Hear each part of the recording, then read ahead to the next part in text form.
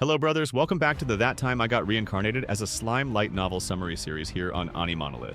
Continuing from last time, confirmed, a soul corridor with the individual named Velgrynd has been established across time and space. Yep, the world's voice strikes again. Poor Masayuki had probably never heard it this much in his entire life. And before he could even make sense of it, an enormous mass of magicules appeared before him. But it wasn't just raw energy, it was her. The beautiful blue-haired woman Masayuki had just remembered. Cloaked in a radiant crimson aura, her overwhelming presence made even time itself feel frozen. Imperial soldiers, Cornu, even Sariel, all of them stood paralyzed, their eyes locked on her. The one and only Scorched Dragon Velgrynd had descended. All of the Imperial soldiers present understood instantly.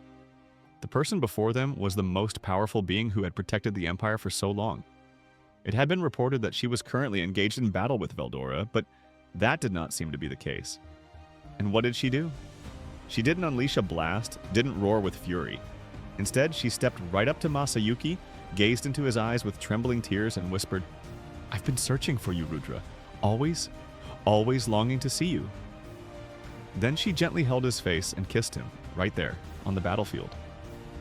Masayuki's brain instantly short-circuited. Soft. Wait, sweet. No, this... First kiss?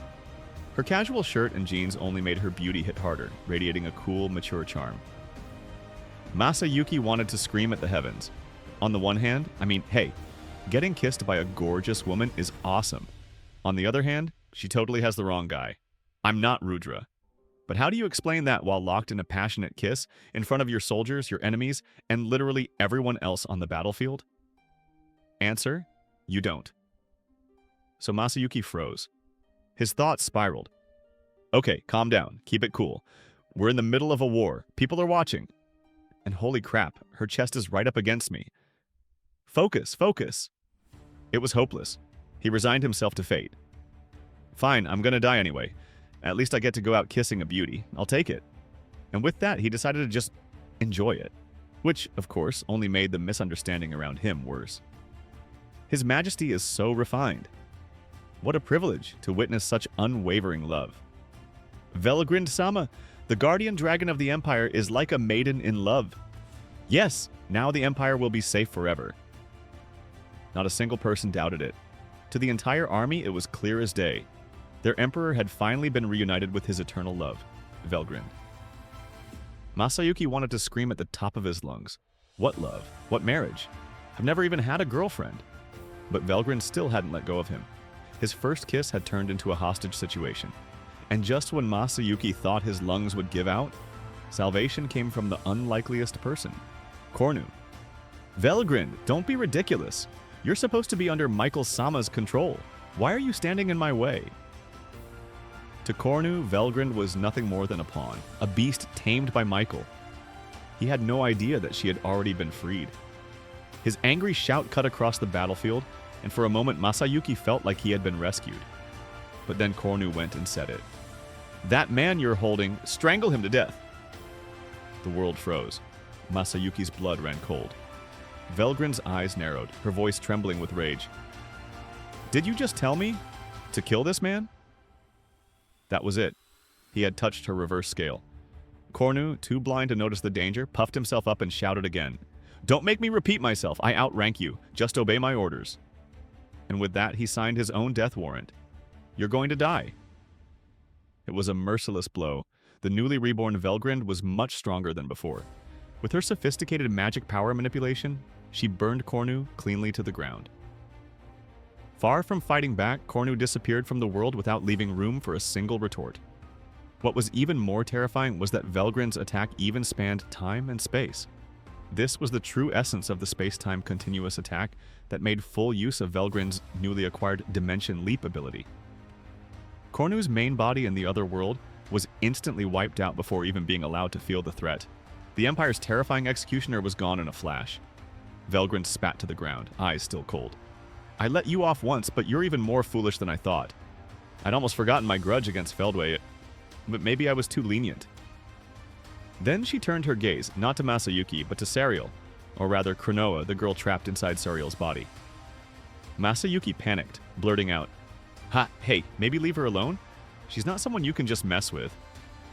But Velgrynd shook her head, her voice calm. No need. Michael's control gave Hope King Sariel an ego. But that girl is resisting on her own. The fact that she's standing still proves it. If you're worried, let Rimuru handle it later. He'll know what to do, though honestly, I don't think it's necessary. With that, Velgrynd turned away, unconcerned. The tension bled out of the air. For the first time since this insanity began, Masayuki felt like he could breathe again. And just like that, the battle inside the labyrinth came to an end. The tension dropped, but not everyone looked relieved. Some were frozen stiff the moment they realized who Velgrynd really was. Standing beside Masayuki, Bernie suddenly threw himself forward and dropped to his knees. Lord Marshal, I am Bernie of the Imperial Single Digits. Forgive me for abandoning my mission to kill this boy. I accept death. But before punishment, I beg one thing. The soldiers went dead silent. Then the whispers spread like wildfire. Wait, Marshal, that's the Empire's Supreme Commander. Reality sank in. Everyone stiffened and began lining up, ready to face Velgrynd's judgment. But instead of anger, Velgrynd chuckled. Oh my, you've all done well for a bunch of fools. I thank you for protecting my beloved Rudra. Her words hit like gospel. Soldiers dropped to their knees, some even crying. Cheers of, "Long live the Empire! Long live His Majesty!" erupted. The entire army was fired up while Masayuki stood frozen thinking, wait, what? Did they just mistake me for Emperor Rudra again? I'll be executed for fraud at this rate. Velgrynd turned back to him, eyes soft. You look worried. Tell me, is something bothering you? Huh? Nope, nothing at all, Masayuki stammered, sweating bullets. But then she asked the killer question. Perhaps you don't remember me. Masayuki's brain went into overdrive. If I answer wrong, I'm dead. He recalled the whispers, the name Velgrynd, the rumors of Veldora's terrifying sister, guardian of the Empire. He gambled. Velgrynd-san, right? Her face lit up with joy. Yes, that's right. You remembered me, Rudra. Eh? Masayuki nearly collapsed, but luck carried him through. Velgrynd, smiling warmly, added, I was so happy to see you that I forgot. You go by Masayuki now, don't you? What an absolute relief. It was the first time in his entire life that he had felt such a deep sense of relief. He was so relieved that he almost peed himself and then hurriedly pulled himself together. Yes, that's right. Actually, my name is Masayuki, not Rudra. That's why I'm a little confused. Masayuki grinned amiably, while also cautiously observing Velgrynd's reaction. Besides, it wasn't just Velgrynd, but also the soldiers of the Empire who were a problem. According to the conversation just now, they think that he are Emperor Rudra. But if he tell them that I'm not the Emperor at this point, they'll all be confused. So Masayuki decided to convey his thoughts. Velgrynd, however, did not care. There's no problem at all. The value of the Empire is nothing more than Rudra's property. It was just Rudra's hobby that led him to build it. And he kept it because it was necessary for his game with Guy. If you don't want it anymore, why don't we just scorch it clean? Every soldier's face went pale. All eyes locked on Masayuki. Stop it! Don't look at me like that. Don't make me carry this responsibility. Panicked, he shouted, No, the Empire is important. Rimuru-san even said he wants peace with you all. We should build friendly relations after the war. In short, Masayuki desperately insisted that the Empire must not be turned into a scorched earth. All of the Imperial soldiers began looking at Masayuki with worshipful eyes, as if he were a god. Velgrynd was a just do it type of person, and it didn't take much effort for her to do what she said. If Masayuki hadn't opposed it, the Empire would have been destroyed. Everyone understood this, which was why their appreciation towards Masayuki was so great. Really? If you say so, then I'll just continue to cooperate as usual. Then came the real kicker. Velgrynd explained calmly, Rudra's current body is just an empty shell.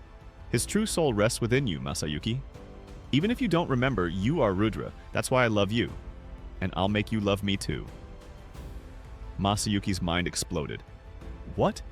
She knows I'm Masayuki, but she still kissed me anyway?